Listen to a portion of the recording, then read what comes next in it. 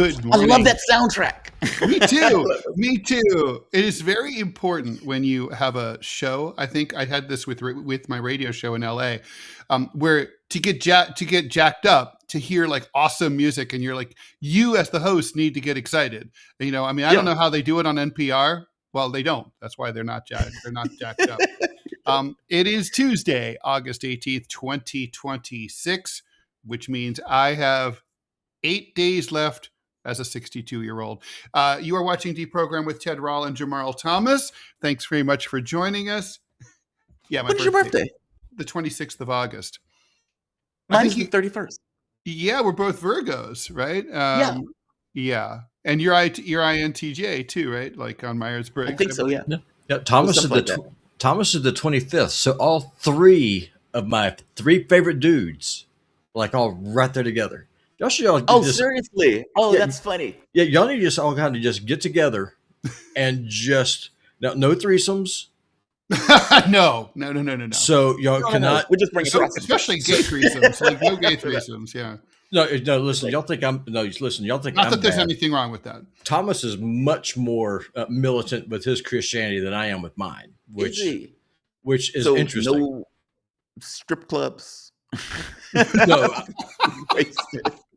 I mean, no. Listen, we'll take them out for drinks and dancing. Oh well, God. That's one of the biggest arguments.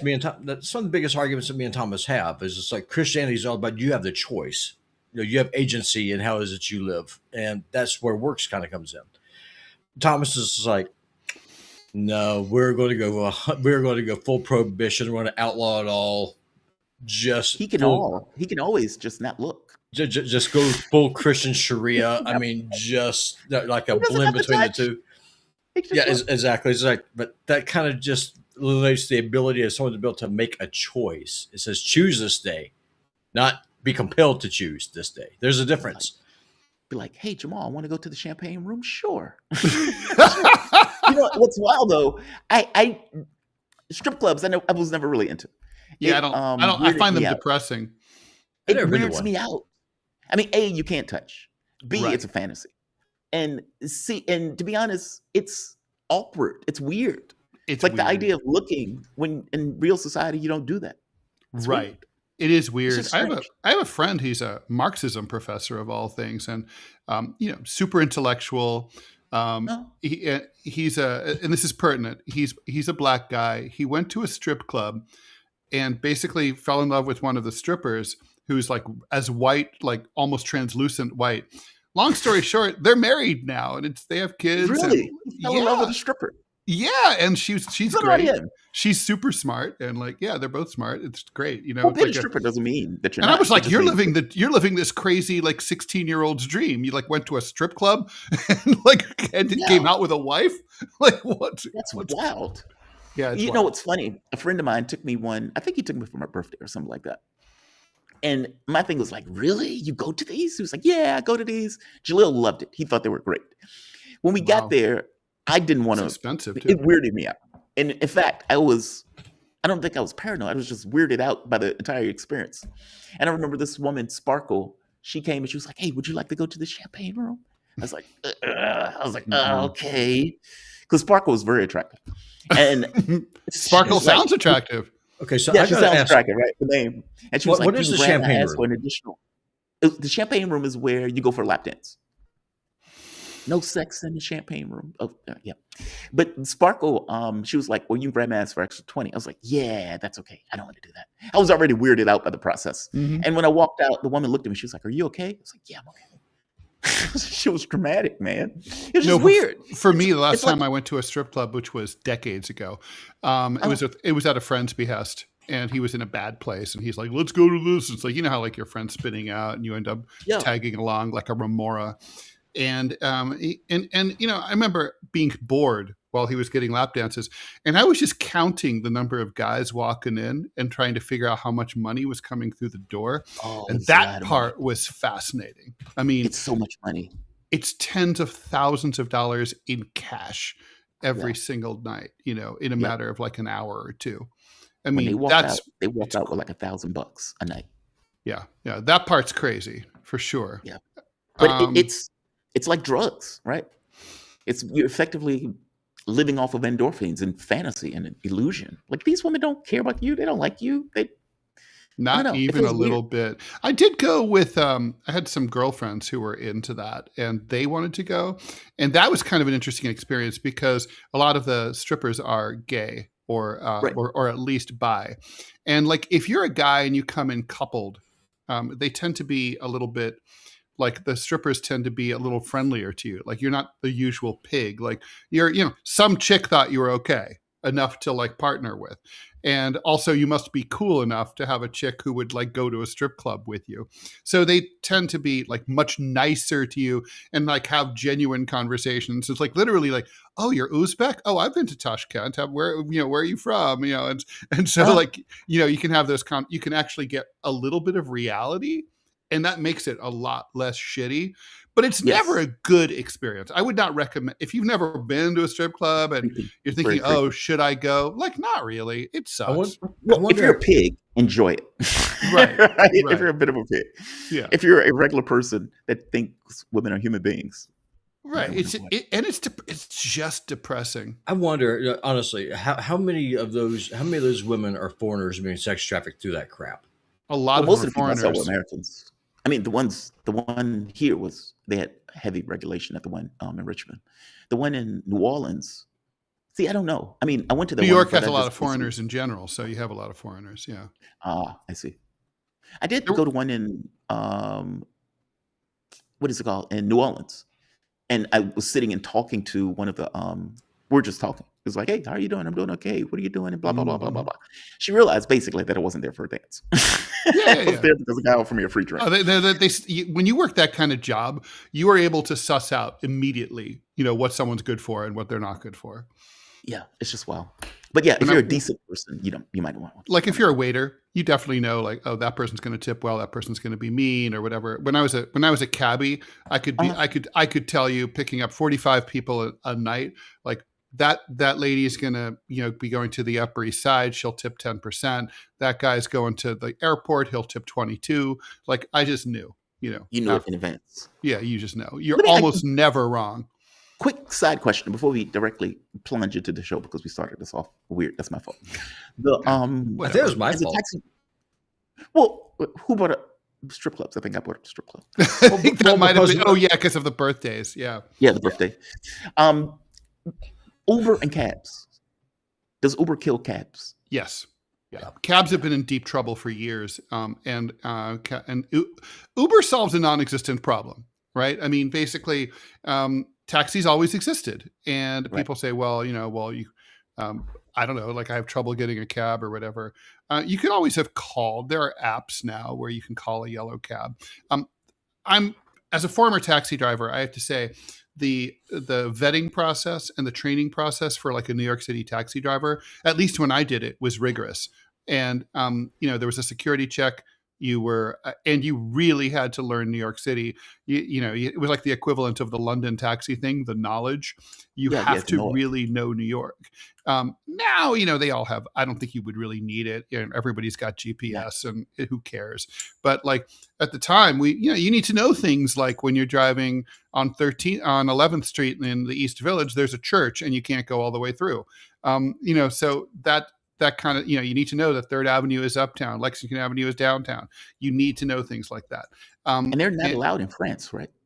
I don't know. I hope not. Because from my understanding, people were threatening taxis. They were beating the shit out of taxi drivers and whatnot. Uber and Lyft. Yeah, that's true. Uber and Lyft should have never been permitted. Really? It's like Airbnb. It solves a non-existent problem. There are hotels. True, but there wasn't necessarily a mechanism to make it easy to get those cabs or those hotels. That's there were in the early 1980s, at least in New York City, they had radio cabs, is what they were called. That was when I started, and so if you needed a taxi, you called a phone number, a central dispatcher like found out where and they'd be like, I have a guy Jamarl, he's at 47th and 7th Avenue, are you free? Are you nearby? It's like, yeah, I can take it. Okay. I'll be there in 5 minutes. And then but they'd say, sir, your cab will be there in 5 minutes. And then that's it. Yeah. But the progression of that process, because maybe I don't want to call anybody, which I got to be honest, I don't. Right. I mean, look, I get the Well, it problem was with Uber. 1981. There was nothing else, right? I know, but I guess I'm making the point that Uber and Lyft fill that gap, meaning it made that process easier. But it's kind of like tough shit. product. So you don't want to talk on the phone. Tough shit. Call on the phone, because otherwise, literally tens of thousands, hundreds of thousands of your fellow Americans are going out of work, and you're creating. I guarantee you, a lot more women get raped by Uber drivers than get raped by yellow taxi drivers. Oh, I don't doubt that more. They're connected to a They're particular just thing. schlubs. They're just normal But just to be very people. clear, it's not creating a problem that didn't exist. The problem that existed was the interoperability. The product that they're selling is not the cab. The product that they're selling is the application. True. They're two different things. Yeah, people Like, people one love makes also the mystery, like, where the fuck is my cab? Because you can can see see it. where your cab is. Yeah, Right. you can see the amount of time it takes, the amount of costs. I don't have to deal with the driver. I don't have to exchange cash. I don't have to do any of these things. And when I'm abroad, I live on those apps. Yeah, I mean, look, I use them too. I'm just saying that, like, they, because that's the real world. But the world has become a worse place in general because of companies like that. Self-driving cars are going to kill all of it, so it doesn't matter. True. I mean, honestly, that's where this is going if the U.S. True. government does not stop it, But which why they should they 100% stop it? do. Like, it's Because- not. Look, the issue because you is not can't- technological. Look, listen, no, you can. the issue you is not cannot technological. The issue is policy. It's social. You The cannot issue is put. policy. You cannot put millions of Americans out of work and have a stable country. You cannot do that.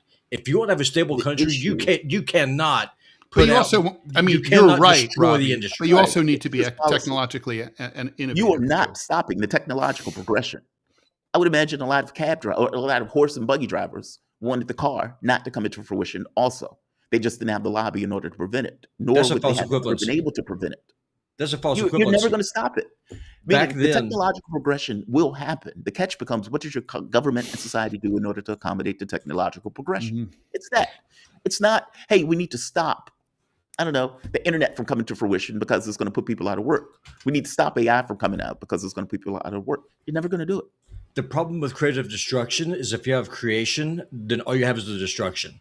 That's the issue. Back in the early 20th century, the Wainwrights and stuff, they were able to go get a job in a factory. There was something else they were able to do. There was another job in another industry they could do. That does not exist nowadays. You are destroying an entire industry, putting millions of people out of work with nothing for them to do. That's how you get chaos. That's the last thing that you ever want. It's called I mean, it's policy. true. Taxi driving was a profession when I got into it in 1981. Right. And, the typical night in New York City was you'd make about $300 or $400 cash, tax free, in 1981. By the time I quit in 1990, I was lucky to make $60 a night, and that's hustling. And by the way, it's also more dangerous if you're underpaying taxi drivers. They're cutting each other off in traffic. They're cutting off other motorists to try to get fares. So people literally die as a result.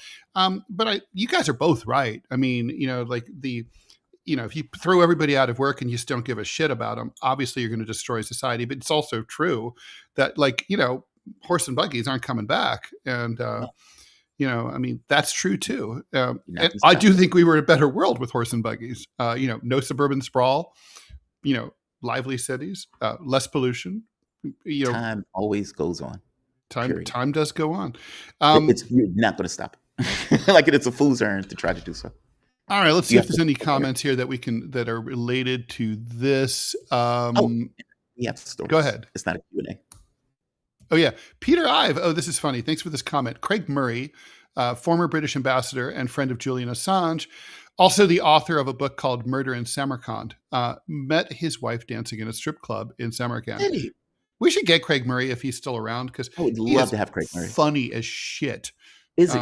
Yeah, and he's really brilliant too, and his book is fantastic. Yeah, so he was the guy who basically became a whistleblower about how the Bush administration was kowtowing to basically authoritarian dictatorships in Central Asia, like that of Islam Karimov in Uzbekistan, who was fond of boiling prisoners to death in a vat.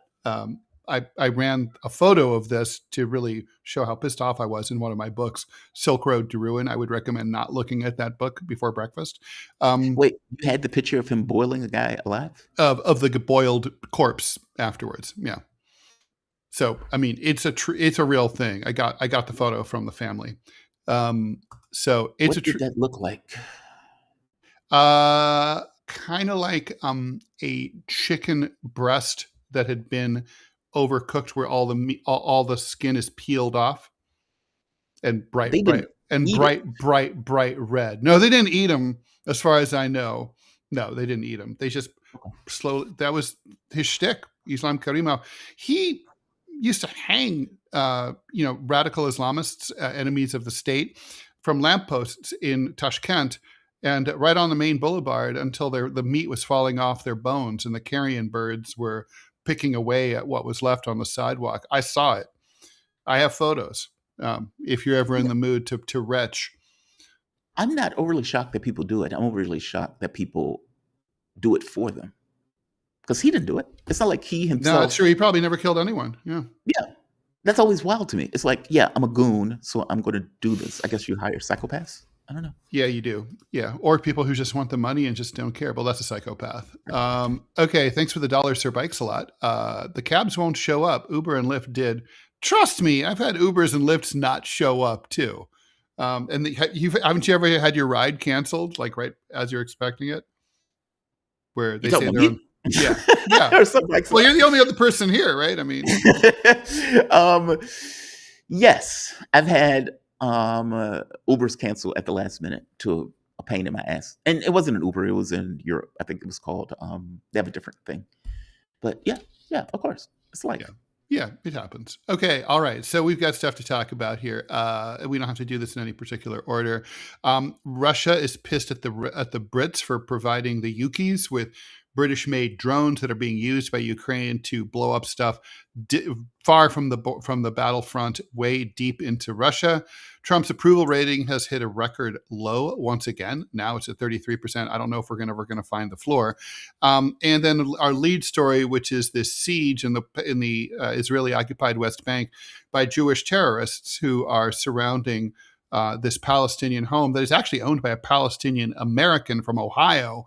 And basically, he flew to join his family to try to protect his house from the settlers, the terrorists, and the IDF. It's a lot to talk about. Where do you want to start? Okay, let's start at the end. The lead story. Okay. All right. So this isn't happening in Qusra in the occupied West Bank. This has been a lead story around the world. The world's attention has fallen on this. So basically, the international press is covering this. In a way that they don't normally do it. I guess it's the brazenness of it, and it's also the prolonged aspect. Basically, this normal family, they're holed up inside their house. These radical Jewish terrorists are outside the house, trying to kick them out. There's been numerous exchanges of gunfire between both sides. Everybody's paying attention. Even Mike Huckabee, the U.S. ambassador to Israel, has been felt compelled to say that this is a bad thing. There's also been statements by the UN saying it needs to end. There's lots of footage of the IDF. They're supposed to be keeping these, preventing this from happening, but they're basically kind of like in Charlottesville during the Unite the Right rally, where the cops were sort of hobnobbing with the right wingers. And that's kind of like what's happening here, where the IDF guys are hobnobbing with, their fellow Israelis. The Palestinians have good reason to believe that they're really, maybe these guys aren't really, fair arbiters and trying to keep the peace here. So it's a problem. Why do you think this particular, this is one of many incidents. The Israeli settlers have killed at least 87 Palestinians this year in the West Bank. Why? I'm glad we're finally paying attention to this, but why? Why this incident? I have no idea. I legit have no idea. Like they call them Jewish radical terrorists. They're just Israelis. these things are synonymous. These people are monsters. Right. They're animals. And you're Mhm. talking about baby killers who get off True. on baby killing and touch themselves doing so. I mean, these people are monsters. And the IDF always, as a flat fact, always stands there to protect the Israelis as they go about murder and steal Palestinian homes in the West Bank. I have no idea why this is a story, to be honest. The UN can say whatever they want. Rat in a cage. That's assuming they actually care about it. And from the standpoint of Huckabee, I don't believe Huckabee cares about it. I think Huckabee just had to make a comment just because it was an American. That for all intents and purposes, Huckabee ultimately doesn't care. I don't think, meaning the fact that people are like, oh, that's bad. Okay, if you think that's bad, do something about it. Your strongly worded letter doesn't matter to a country of squatters that has murdered hundreds of thousands. I don't know why this is a story, to be honest. This is a Tuesday in Israel, like a literal Tuesday. This happens every day. I've spoken to people. One guy I spoke to at the radio station, he had just been beaten nearly to the brink of death by Israelis as the IDF overstood, ensuring that there will be no response to the fact that they're nearly killing him. Not to mention they stole property from him. I'm saying and that was 2 years ago that I had that conversation. This is just normal. It is, but somehow this one, every now and then there's an incident in news where there's an ongoing crisis, an ongoing phenomenon, and then suddenly there's some event that for some reason captures the world's imagination, and suddenly people start to focus, like somehow it's tasty for the media, and they're like, but I don't get why though. I don't know what makes. I think it's the siege aspect. It's like the idea that there's a family with the press loves sieges, right? Ruby Ridge, Waco. It's like people are holed up inside in their castle, and then other people are trying to get in to kill them or steal, or at least throw them out and steal their house. That's a compelling narrative. It's baby Jessica down a well. It's a thing that the media likes. If the settlers burned down the house, would anybody care? I mean, we would. But, yeah, you and I would. Yeah, many people would care. Yeah, but I guess I'm trying to say, does that care translate into action? And up to this point, the answer has been no. I don't know why. Maybe it is the siege. Maybe it's partially the siege. Maybe it's because he's part American and he flew from Ohio in order to defend his location. Meaning, if you kill him, you're killing an American. Yeah. So, and you're doing it with the eyes of the world on you. The part that's striking to me, I mean, okay, this is I know I'm being like a naive bunny here, but the part that's really naive, that's crazy, is these settlers, they're on international television, right? Yes. Everyone can see them. It's kind of like, here be goons, here be thugs, here be thieves, here be terrorists, villains, and they're sitting out there smoking and shooting the shit with the soldiers, who are also kind of here be impotent soldiers, here be soldiers who are not doing their job, and then there's Netanyahu, who's he knows all this, and no one from his staff is saying on the phone, saying on the line to the IDF office that happens to be nearest to Qusra, and saying, hey, cut the shit. Tell those assholes to leave. I'm looking. I got Trump up my ass. Stop it.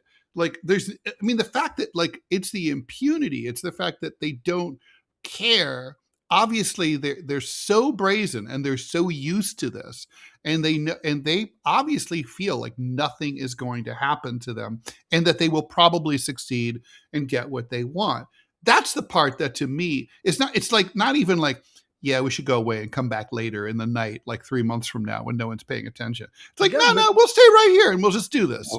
It's honest. You remember, Netanyahu's the moderate here. He's the moderate. Right. Yeah. And by the way, the IDF are doing their job. Yeah, by definition, they're Israeli soldiers. The only thing in Netanyahu's ass is Trump's mouth. I mean, none of this, the IDF is doing their job. They're protecting the settlers as the settlers go about robbing, pillaging, stealing, killing, creating mayhem, etc. I get your point. It's the brazenness of it all. But they have openly committed a genocide. This is literally a bar up from the mass murder that they did on air. Well, but the thing about the genocide is, I mean, as you and I both know from reading socials, the Hasbara people are busy saying, but it's not a genocide. Don't believe your lying eyes. Yeah, but we can see it. And the assessment. But here they're not even saying, there's not even any spin. There's not even any Hasbara people saying, oh, actually that house doesn't really belong to them. It's actually an Israeli house that the Palestinians, you know what I mean? Like there's no propaganda here. There's just like there's no, I mean, obviously the Hasbara people know that that the genocide is a bad look and that Israel's getting beaten up in international public opinion. But they fight it and they spin it and they bullshit a lot. Here, there's no attempt to do that. That's the part that I find interesting. Well, remember, Israel's killed Americans already and has never paid a price. So that reporter that they killed, I can't think of her name right now. They shot her in the face on live TV, killed her. There was that blonde lady from 20 years ago, right? The one who was bulldozed to death. Yeah, there was her. Last year, But he's talked about the reporter, the one that had the press. Yeah. Oh, yeah. She was sniped. Yeah. Yeah, she got shot in the face. And then there was a Palestinian guy. I think it may have just been him, maybe him and his brother. Earlier this year, they got killed in the West Bank. Listen, no one cares about Americans getting killed by Israelis because you know why no one cares is because they're not considered really Americans to begin with. That's why. Yeah, well, even that's if true. They were a full-blooded American, would it have mattered?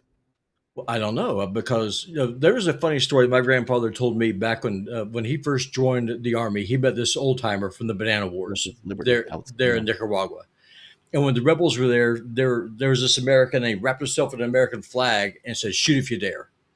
And the rebels, they didn't dare shoot because they knew what happened when the American Army found out. The Israelis don't care about the American flag. No, they own us. I mean, the USS Liberty. All those people were basically killed with the military hiding the crime. They were murdered. And then the military put them under a gag order, said, if you speak about this, we'll put you in prison. Yep. Well, to put a fine point on it, though, there are two things going on. First of all, what you guys are saying implicitly and explicitly, which is that the Israelis don't need to worry because they know they're protected by the U.S. government. But there's also a cultural thing about Israelis where they just generally are rude assholes who don't give a shit about what other people think about them. If you're God's chosen people, why do you have to be polite to the goy? See, I don't know if that's entirely true. But it's not a Jewish thing; it's an Israeli thing, right? Like if you meet American Jews or Belgian Jews or Australian Jews, they ain't like that. They ain't like that. It depends on if they're religious or not. I have to tell you, I've met people from Israel and had long conversations with them. They do give a shit about what Americans think. They do. The difference is, I will tell you, I was having a conversation with somebody else, not even dealing with them, meaning they weren't even in the conversation. I was in Nepal. And I was telling them, I've been to Palestine and I've been this place and that place. And from the corner of my eye, I see two Israelis walk all the way across the street in order to have a conversation about the fact that I mentioned the term Palestine. They give a shit. They care. They may not act like it, but they care. I do not know if the two of you have ever once, probably not because neither one of y'all are religious, have ever tried to witness to a religious Jew. They are the rudest, meanest people that I've ever tried to give the gospel to. Yeah, like, but why are you trying to witness to them? For one thing, if you knock on the door, some white dude shows up. I don't ask you to witness to me. I'm not going to be receptive to it, and I will be addicted to it. Listen, I get that, and that's part of it. But I mean, as an evangelical, that's kind of what you do. Is that part of the Great Commission? Go tell every creature about Jesus Christ. So you go and you knock on the door, say, "Hey, do you have a moment? I'd like to just talk to you for a little bit." And this person just went completely off. Said, no, said, we are the chosen people. We are a light unto the nations. Just gave me the full spiel. Said, you're lucky. You ought to follow the 10 Noahide laws, and you'll be privileged to be our servant in the world to come. That's what they told you for real. Yeah. Read the Talmud. It's there. Yeah, but they might have also just been, there's a difference between someone who believes it and someone who talks it. I mean, Right. people talk shit also, like when they're being approached by someone who's trying to evangelize them. I mean, Sure. like I used to get like buzzed at like 7:00 in the morning when I lived on the Upper West Side by God, what do they call it? The Seventh Day Adventists, sort of. Okay. And like they'd be the buzzing, Mormons. right? And so and I was kind of like, Robbie, I don't know if this will help you in your mission, but it was like, I'm actually would have been nicer if they'd like buzzed at 11 a.m. But it's like 7 in the morning on a Saturday. And my one day I get to sleep in late, and you're fucking waking me up. Like fuck you.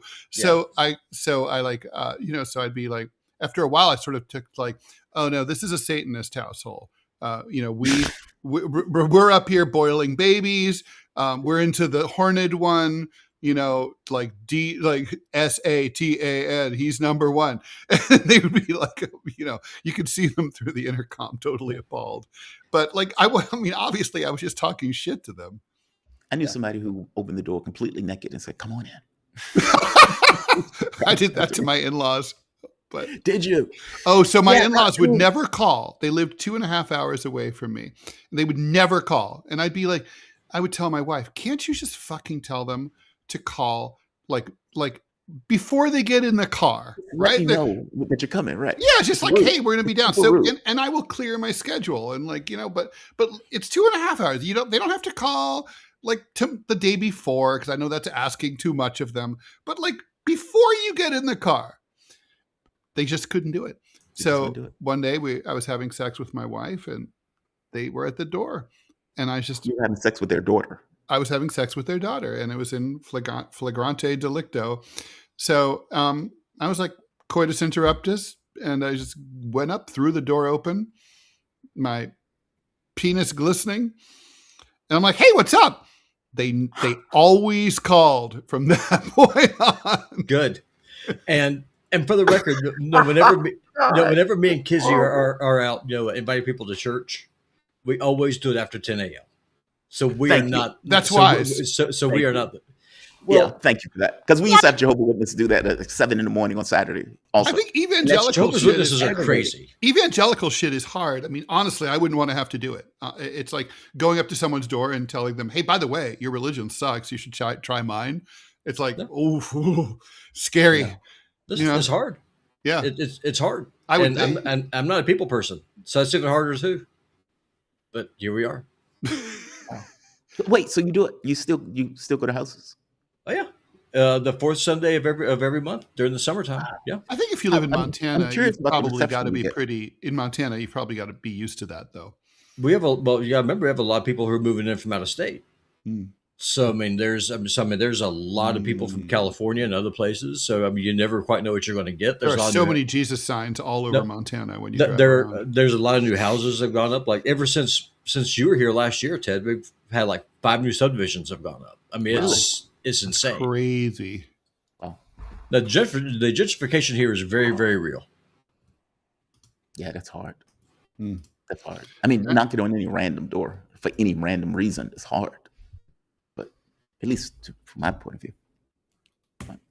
All right. So I guess what do you think? I mean, I guess God, I mean, if this ends in bloodshed, here's the thing. If it doesn't end in bloodshed, it's going to end in bloodshed later, right? Like they'll come back later for these people. You can't ultimately now. I think they're going to finish what they're trying to do. I mean, it's horrible as it sounds. It does sound, yeah.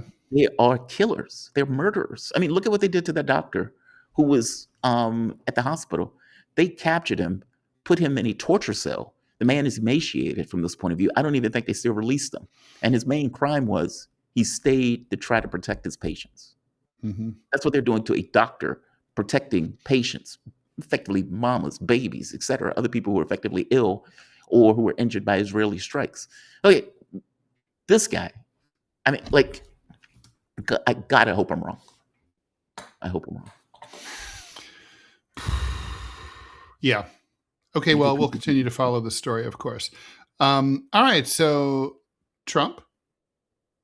Approval rating. Approval rating, or in this case, I think at this point we have to call it a disapproval rating. 33%. The only president who's had numbers that are comparable to this in the history of modern polling was Richard Nixon about a week before his resignation in the summer of 1974. Trump, 80% of Americans say that U.S. involvement in Iran will probably continue on for a extended period of time. I don't know who the 20% are who don't think that's true. That includes 87% of Democrats and 71% of Republicans. Only 1 out of 5 people in the United States overall think that the war has been worthwhile. That includes half of Republicans. I don't really know. 8 Republicans who think it's worthwhile. Wait, Put did you something say in the chat and let me 80%? know. Wait, Yeah, you said 20% thinks it's worthwhile. 1 in 5 think, 20% thinks it's Who are these worthwhile. people? Who are these people? I want to know who and I want to know who the half of Republicans are who think it's been worthwhile. Like, what exactly have we gotten out of this? I mean, Trump just said yesterday, and he keeps saying on socials, the number one goal is to prevent Iran from having a nuclear weapon. A, they didn't want a nuclear weapon. B, it's like, I thought your number one goal was to make life as good as possible for the majority of the American people, right? Isn't that your number one goal? Or it should be. Anyway, and I guess this is the biggest news. The Republicans are always leading on immigration and their stewardship of the economy. That is a historical truth. It's always been, it's ridiculous, the economic thing, considering that the economy is generally better under Democrats, but people think that. This poll is so bad for the Republicans that that's no longer true. Trump has even lost his lead on immigration, which that's his signature issue. Wow. So now Democrats and Republicans are even on immigration. How bad do you have to be to lose your lead on your signature issue? Yeah. That was his, that's his thing, right? If you're Burger King selling hamburgers, well, it's immigration. Yeah, if people don't like Whoppers anymore, that's a problem. It's a problem, right? It's like, we no longer like your hamburgers. Well, this is all we got. Right? Yeah, that's wild. I mean, Donald Trump was ahead by like 30 points on immigration. That's a astonishing swing. And the same thing with the economy. And if I'm not mistaken, I think there was like a 54-point drop from the standpoint of Hispanics towards Trump. Hispanics was his X factor. Right, which was also, I guess it's like one mistake that a lot of analysts and particularly Democrats always made was thinking that Latino Americans who live here now or have been here have sympathy for Latinos who want to come. And I guess they just generally don't. But that, you're in the treehouse, you pull the ladder up after you. I've known people who were the son and daughter of immigrants. Democrats are making a bad rationale for that. It's just not true. Maybe it should be true, but it isn't true. Yeah. Right. You would think it's true because you would think, well, you got in, you may want other people to go. It doesn't work that way. No, it doesn't. Professor Jiang even made that argument. Like, he was, I think he was in Canada. He was like, pulling up the ladder. Right? Yeah. Like, we don't need to change. I got mine. Like this place. Yeah, I'm here.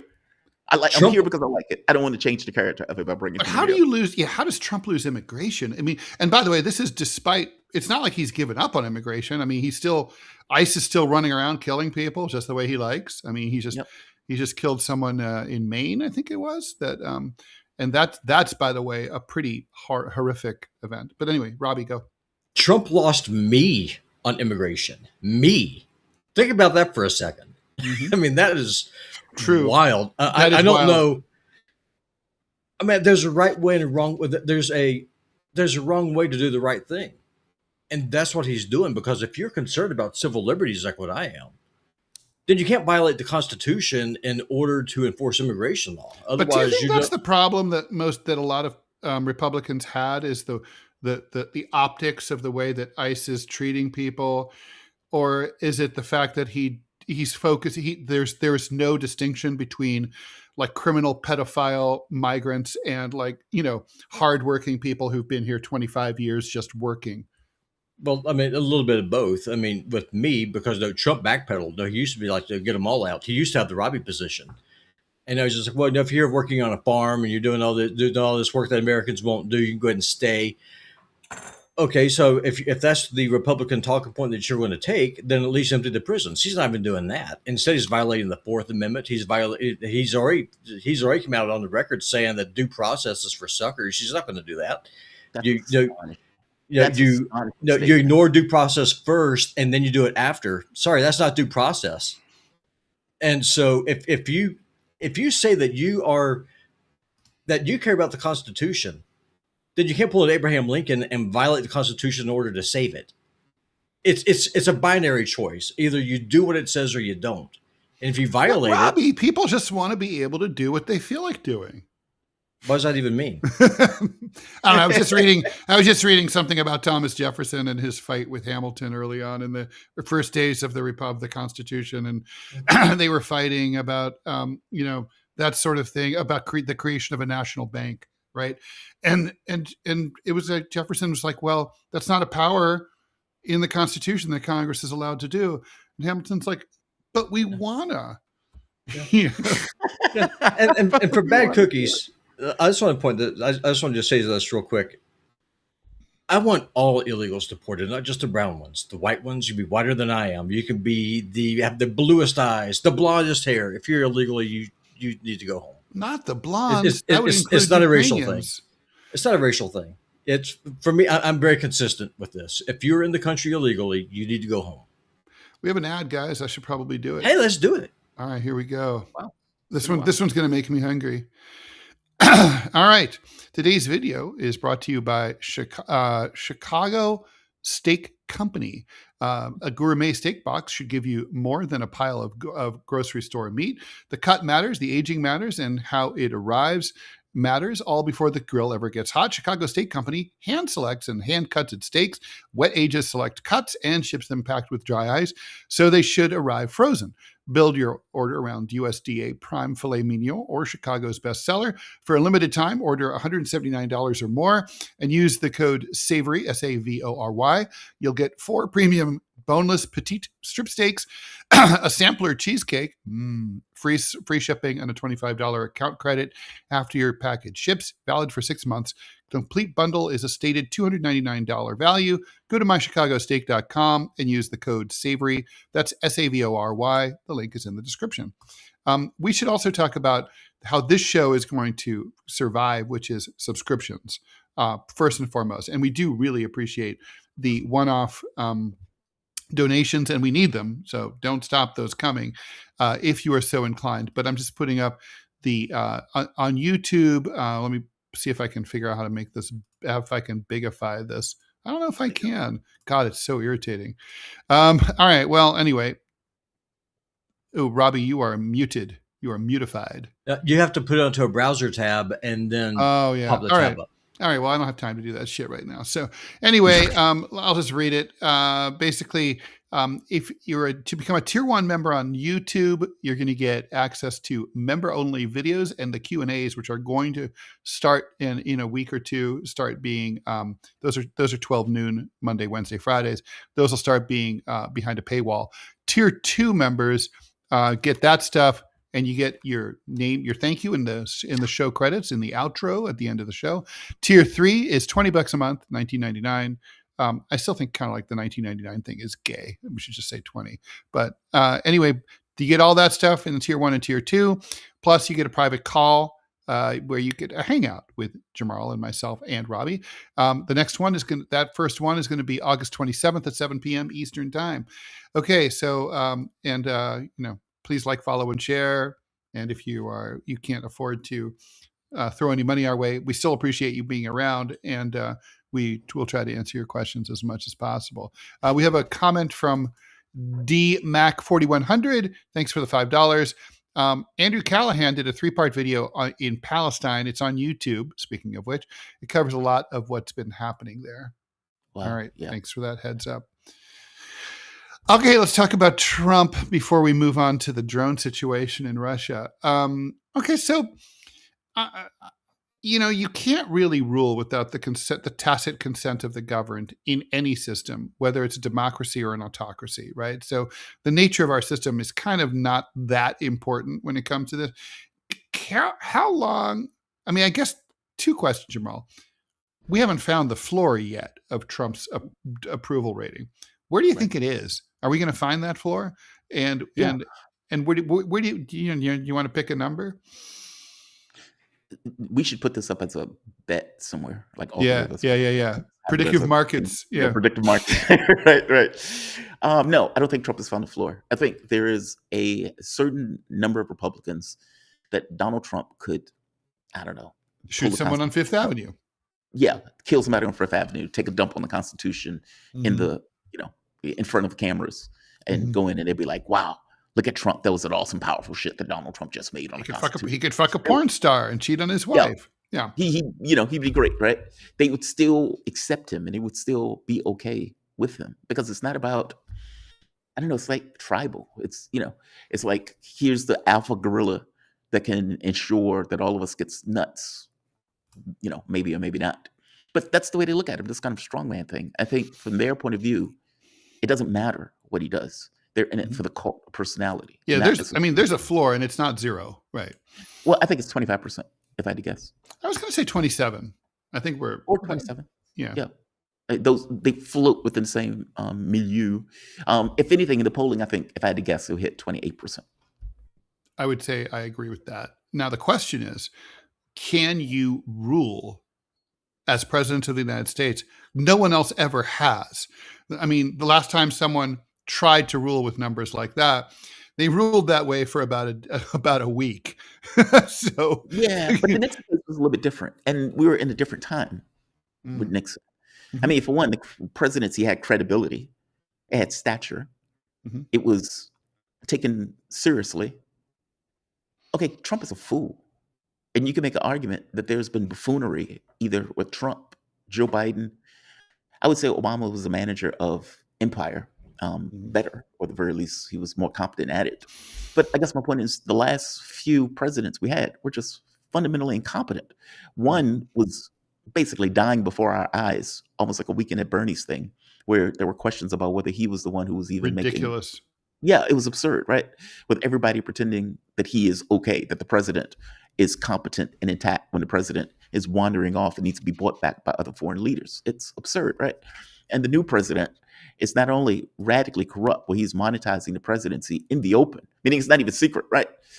That he is seemingly working at the behest of a foreign government, or at the very least, many people believe he is, and is taking the United States to utter ruin. And you could say it was on that route anyway, but Lord knows he's expedited the process. Can he rule without power? I think the American public is so, I'm not going to use the term euthanize, but so out of sorts and so out of it that the answer is yes. I don't think Trump is resigning. He's not going anywhere. And for all intents and purposes, the Republican Party is going to continue to back him as he tanks the country. To answer your question, the answer is yes. A president can rule a public that is, what's the word? It's not euthanize. It's anesthetized just fine without the public being involved, because the public is not involved as we speak. Let's talk about ruin. Wait, do you agree with that? I do agree with that. And I think there's other factors that have changed, right? I mean, first of all, just consider like the ideology of the Democratic Party in 1974 compared to today, right? I mean, today's Democratic Party is far to the right of where the Republican Party was in 1974. Yes. They're in the streets of American cities in the early 70s were full of protesters, and there was not only a real left. I mean, hell, there were even radical leftist terrorists who were assassinating police officers and holding up banks and stuff. We don't have anything like that now. So I mean, I just think, and also the media is gutted, right? So people don't really have access to good information, or if they do, they don't have the centering to be able to appreciate it or recognize it when it happens or identify what matters. But we should talk about ruin, right? Like, what does ruin look like? I mean, I don't think, the Dow at 53,000 and gas at $4 a gallon, as we have now, is ruin for most people. But if the Dow falls off a cliff and suddenly it's 32,000, and let's say gas is suddenly $8 a gallon, that's going to feel more like ruin to people. Yeah, but what does it take for people? I mean, the president recently came out and said if Iran and Oman make a deal, they're going to blow the shit out of Oman. Imagine a president of the United States back in the 70s dropping the F-bomb or dropping, or saying shit or whatever It's else. impossible. It's impossible to imagine. Right. That's ruin from my point of view. Like, that's a Right. degradation of the country in real material ways that can be seen through the lens of the president. I mean, there used to be a saying that as goes the king, goes the country, meaning the health and wellness of the king is indicative of the country. I think that's true on some level. Look at our kings. Like, these people are incompetent. I would be shocked if Donald Trump could read a nursery book, let alone read policy paper. Well, he does read from a teleprompter. Does he? Not well. Not well. He doesn't do it well, and he doesn't do it long. And he can't stick to it. He is incompetent. Joe Biden was incompetent, and Obama was competent, if not a psychopath. And I think when you're looking at what is taking place with the country now, what law allows the U.S. military to go murder fishermen in the Caribbean? None. We do it. Yeah. I mean, I think it's fair to say, Jamarl, that like, if you compare like to this world when I was like 10 or 11 years old, right? That every single day today, there is a story that would bring down a president by itself. Every day. I mean, the story about the Ecuadorian fisherman that broke over the weekend by itself would have destroyed, say, a Gerald Ford. By itself, saying I'm going to bomb the shit out of anyone, even Iran, but a U.S. ally? Oman's a U.S. ally. I mean, that's like literally the same as saying I'm going to bomb the shit out of France. It's like, again, that would have been the end of you. That would have been the end of LBJ. He could get away with destroying Vietnam, but he couldn't get away with something like that, even though they all cursed in private. Yeah, all of them cursed. They knew not to do that in public. Yeah. I have a question for both of you. After Trump made that threat, why would Oman still be a U.S. ally? I wouldn't. They're scared. They're scared of what? Iran's defeated us. Seriously, you think Oman can defeat the U.S. or that Oman wants to be What's bombed? Oman supposed to? Yeah, you have to put. Yeah, okay. So you're there in that room with a bunch of guys in dish dashas, right? Yeah. What's the discussion? Like, okay, the first thing is like, they walk in and they're like, "Fuck Donald Trump and fuck the Americans." Okay, and then someone says, "Okay, guys, I agree with you, but what can we do? Then what should we do? Work closer with the Iranians, because Iran is right there across the strait. They have defeated the United States military, the paper tiger. My patron in D.C., at behest of Netanyahu, just threatened to bomb me. So at what point do I have to pretend like that I'm your friend? It's kind of like, it's the same mistake that Thomas Massey made. Thomas Massey played footsies with Trump after Trump went after his dead wife and attacked his character. Right. He just effectively did that with Oman. So at that point, if someone says, "I respect you so little that I've just threatened to blow you up," at that point, what obligation do I have to pretend that I'm your friend, or vice versa? And I could then reach across the table to Iran and say, let's make common cause. We will help you sell your oil. We will help you get around these sanctions. We'll be the economic hub that you need. You help us against the Americans, and there's nothing Trump could do about it. Okay, Robbie, you mentioned out of Oman. Yeah, you mentioned the point here. We will help you avoid the sanctions. Okay, so Oman then has to decide, do we want to leave like the community of nations, as they call themselves, and join the axis of evil, as Bush used to call it? Do we want to join BRICS? Do we want to now get in bed with the Ruskies and the Chinese and the Iranians? And like, we don't know what that looks like. We don't know how that feels like. And they're not going to really trust us because we've been on Team USA all these years. And so, these are small C conservative people by nature. They're scaredy cats, and they don't want, they don't want Muscat to be bombed. Who does? Nobody would. But that's the point. But the point is, they would have to, if they broke away and joined Iran, in the way that you describe, Yep. yeah, I mean, the Americans are going to bomb them, and then a lot of their people are going to die, and their beautiful capital city is going to be leveled. I mean, so yeah, they're scared. I mean, I'm not saying that you're wrong that they should do that. I'm just saying that's why they're not doing it. No, you know what? You know what, Ted? Being a free people is a scary thing. There is a safety and a security in being a slave. There really is. Look, I agree with independent is a very I didn't share his politics. thing. Charles de Gaulle, when he he was arguing with Philippe Pétain in 1940, and France was falling, and he tried to convince Pétain to flee and form a government in exile, and we'll fight another day. Or they were thinking about having what they called the Brittany Redoubt, where basically they would try to like hole up on the Breton Peninsula and fight back and try to regain metropolitan France, right? And Pétain, who was a scared old man who was 84, 85 years old, he said, the Germans will do to Paris what they did to Warsaw. They will destroy it. They will destroy France. And so he was like, I'm not doing that. De Gaulle's response was, France is not a pile of bricks. France is an idea. And if France is completely destroyed, so be it. France will still be eternal.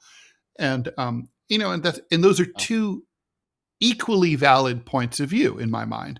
I mean, I'm more on Team de Gaulle in this discussion, and I'm on Team Robbie, but I understand the validity of the opposing point of view. Yeah, agree with both. Okay. Both are right. Yeah, both are right. I mean, they're taking a risk, but breathing is a risk. That's right, and Robbie's right. There's your dignity and your independence and your freedom are priceless. Okay, so Russia is pissed off at the Brits. The Brits have been providing drones to the Ukrainians, which have been used in recent days to attack Russia. Russia now says there will be consequences, is the quote. What do you think do you think the Russians are bluffing? And if not, what do you think the consequences might entail? I mean, there was a plant that just blew up somewhere. Nobody took credit for it. Nobody explained why.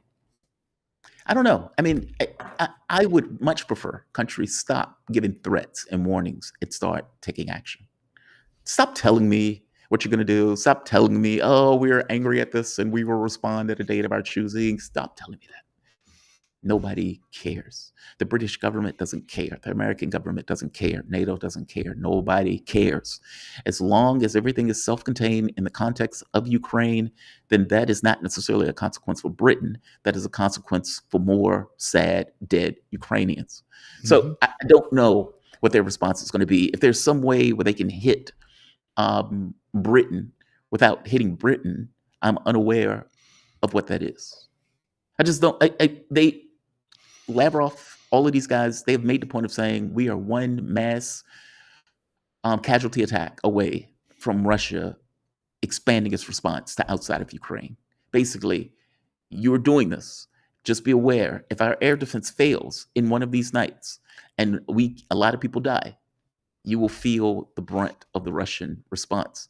Okay, but that hasn't happened. And even though these are attacks inside Britain or inside Russia, Russia has made it very clear to everyone, including NATO and people that hate Russia, that they will not respond outside of Ukraine. So I don't know what that response would be. I just, all of these people talk. Very rarely do I see them do stuff short of in the theater to which they're doing it. So I don't know.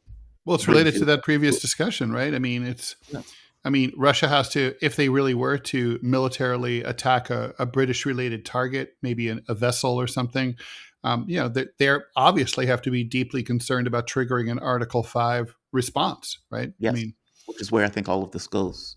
But that doesn't mean that they can find some kind of asymmetric way of hitting Britain without... I have to think this is where hacking comes into play. Something like that. I mean, they've already said they'll retaliate against people going after their ships. So something with plausible deniability. We'll see. It seems like Europe wants a war. That's what it seems like. Which is keep pushing and pushing and pushing. Yeah, they keep pushing. Yeah, I mean, I think it almost has its own logic. I'm not even sure I think they'd actually would be surprised if they got a war. They'd be like, "What? Well, I don't understand." They're like, Why are you what attacking us?" do we do? All right. Well, Right. thanks, Jamarl. Thanks, everyone, for watching. Thank you, Robbie. TMI is coming up right now. We'll be back tomorrow at 9 a.m. Eastern Time, Wednesday. We're here Monday through Friday. And we'll also have the Q&A show at 12 noon tomorrow. Bye, guys. Have a good one.